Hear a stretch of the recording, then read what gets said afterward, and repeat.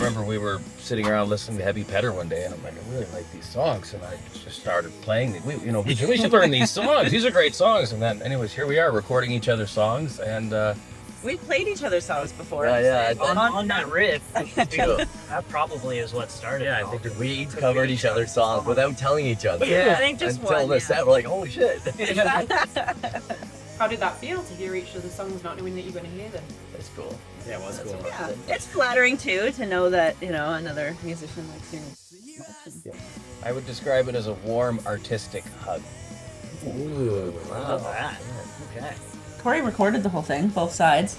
We recorded the drums, bass, and guitar at Sean, the drummer's house, at their jam space.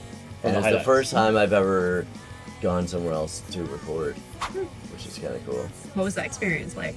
It was just effortless, and I feel like we made something that sounds great, and yeah, it was just Effortless. It was like, probably yeah, just that like good. hanging out with friends. yeah, it was just like, yeah, just like a hangout. everybody knew what to do, and we just did what we had to do, and it was like easy. The two bands, like Happy Petter and the Highdives, we've spent a lot of time together. We've had a lot of fun together. So we're just really hoping that all of the fun that we have together comes out in these songs. Very tender, Barrie. Wow. Another musical. Yeah. Yeah, another soft. Yeah, and I feel like there's a lot of crossover with our audiences also. We're both angry. We're both impatient. Angry, impatient, and from Barrie. Yeah. I think the Barrie it comes out more than we'd like it. Is there anything intrinsically Barrie about the music that we're hearing on this split? We have one about Snow Valley, which is just outside of Barrie. Oh, yeah. Song, Circles and counts. Crescents, yeah. It's about like just kind of growing up in that area. I name a couple like streets that are in that area too. It's about just kind of going out for long walks and clearing your mind and just kind of all the thoughts that go along with. Yeah, I don't know, going out for a nice walk. Dead Zone's kind of about Barrie. Oh, yeah? Close to Barrie. That's true. I wrote that song about a drive from Toronto to Barrie, and I would always call my friend Danielle and we would chat on the way home. But there was this one spot just before you get into Barrie. The phone call would always drop there, and like every single day or every time we'd call without fail, it would always drop there. So Welcome, Barrie. Yeah, welcome to so I guess, yeah, that's Your call. We'll now be Barrie disconnected. related. Thank you. Is there one track that sticks out that you're particularly proud of on this release? Absolutely. Our new track, Circles and Crescents, is, I think, one of the catchiest, funnest songs we've ever written. It's the first song where Matt and I are really singing together. Like, there's been a lot of stuff we've done where, I'm singing this, he's singing that, but in Circles and Crescents, we both sing a lot together. And it was a challenge, but it was a lot of fun, and that's something we want to do in the future. I really enjoy our new song, the Mon Petit Pot. I was gonna say that too. It's very different. What does that mean? My little don't touch.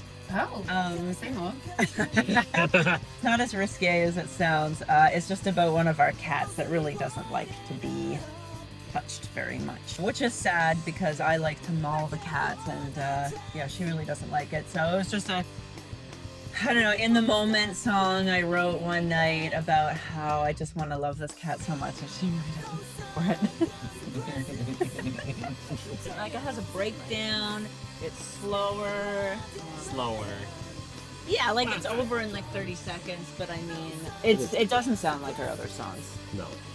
I don't even know where that came from, but it's unlike anything I've written. And musically, we tried some different things. Like, I mean, even like Circles and Crescents, like we were talking about, that's like a pretty poppy track for us. Like, traditionally, we write a lot of like faster and heavier stuff, and so kind of breaking into like Circles is kind of like a mid-tempo floppy kind of tune. We kind of hadn't really done stuff like that, so yeah, this is the first time that we're really kind of more showcasing both of us on vocals. Mm-hmm. Sometimes I yell and he sings, and sometimes he yells and I sing, and Do you think people will be able to tell the difference when they listen to it? You know what? It's funny that you asked that, because I have had people not even notice in past stuff that it was me doing vocals.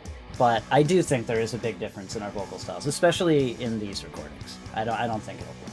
Is there an overarching theme to this split? I don't know necessarily that lyrically, but Yeah. like conceptually, like with the cover, the title, the fact like it's all like kind of Barrie shit, you know. We're both Barrie bands. We have like Barrie kind of like folklore legend stuff on the cover. We have a mythical creature called Kempenfelt Kelly. We don't know if she's mythical. Oh, maybe she's real. It's like Maybe it is real. It's like the Loch Ness monster. Yeah. It's Canada's Barrie's Loch Ness. Yeah. If they play an instrument, it would be bass. You think so? Yeah, I think so. You think a sea monster is a bass player? Absolutely. That one, absolutely. For that low end. Yeah. Those flippers. Oh, like slap the bass. Slap the bass. There you go. Yeah. Right. A huge note we've always hit with our writing is anxiety. I always get stage fright. No, really? Yeah, absolutely. I'm terrified till I know that everything works. Like my guitar's gonna work, you know, the PA works, the microphone's gonna work. As soon as I realize that everything's gonna be at least somewhat okay, I'm all right. But until I get to that point, like with sound check, What does feel like? it's a great question. My therapist asks the same thing. I feel like working with friends, like I had to put way more effort in it. Not that I like pick and choose how much effort I put into something, that's not what I mean, but it's just... Do you feel more obligated? I feel like I'm up for a bigger challenge when it's people I know better. You feel like you really wanted your friends to like it. Closer with, I think. I don't want to let them down. Yeah, Do you feel like you did them justice? I hope so. You haven't heard any complaints yet. Or maybe they're just too nice that they don't want to say anything. Fuck this, I'm out, fuck this.